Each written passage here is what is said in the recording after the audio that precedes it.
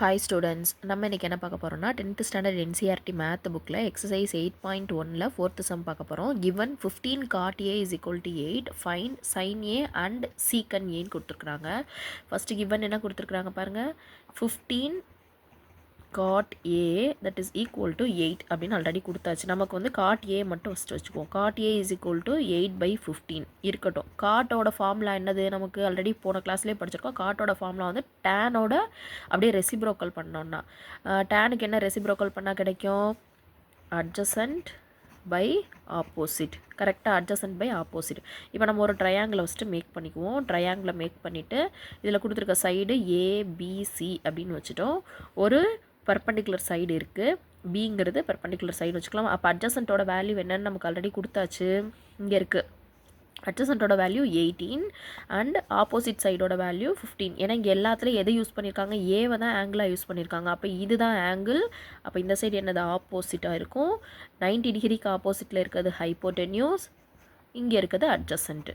அப்போ இந்த அட்ஜசன்ட்டோட வேல்யூவை கொண்டு வந்து இங்கே 8ன்னு போட்டுட்டோம். ஆப்போசிட் வந்து இந்த ஆங்கிளுக்கு ஆப்போசிட்டாக வருது 15, அதையும் போட்டுட்டோம்.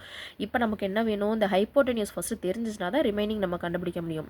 அப்போ என்ன தெரியும், அது தெரியும், ரைட் ஆங்கிள் ட்ரையாங்கிளில் ரைட் ஆங்கிள் ட்ரையாங்கிள் என்ன பண்ணணும், பை பித்தாகரஸ் தியரம் படி AC square is equal to AB square plus BC square. இப்போ ஏசி ஸ்கொயர் தானே தெரியாது, அப்போ ஏசி ஸ்கொயர் அப்படியே வச்சுக்கிட்டு ஏபி ஸ்கொயருக்கு பதிலாக 8 square plus 15 square. 8 square plus 15 ஸ்கொயர்னால் 8 8 சார் 64, 15 15 சார் 225. ரெண்டையும் ஆட் பண்ணோம்னா 289 அப்படின்னு கிடைக்கும். அப்போ ஏசியோட value is equal to root of 289.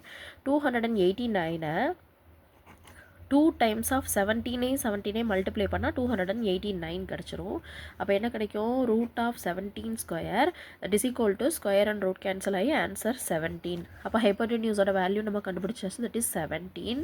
And என்ன கொஸ்டினில் கண்டுபிடிக்க சொல்லியிருக்கு, சைன் ஏவும் சீக்கண்ட் ஏவும் கண்டுபிடிக்க சொல்லியிருக்காங்க. சைன் ஏவோட வேல்யூக்கு என்ன தெரியும் நமக்கு, சைனுக்கு ஆப்போசிட் பை ஹைப்போடென்யூஸ். அப்போ ஆப்போசிட்டோட வேல்யூ என்ன, ஒரு 15 பை ஹைப்போடென்யூஸ் இப்போ தானே கண்டுபிடிச்சோம் 17. அண்டு சீக்கனுக்கு என்ன ஃபார்முலா இருக்குது, hypotenuse by adjacent that is equal to 17/8.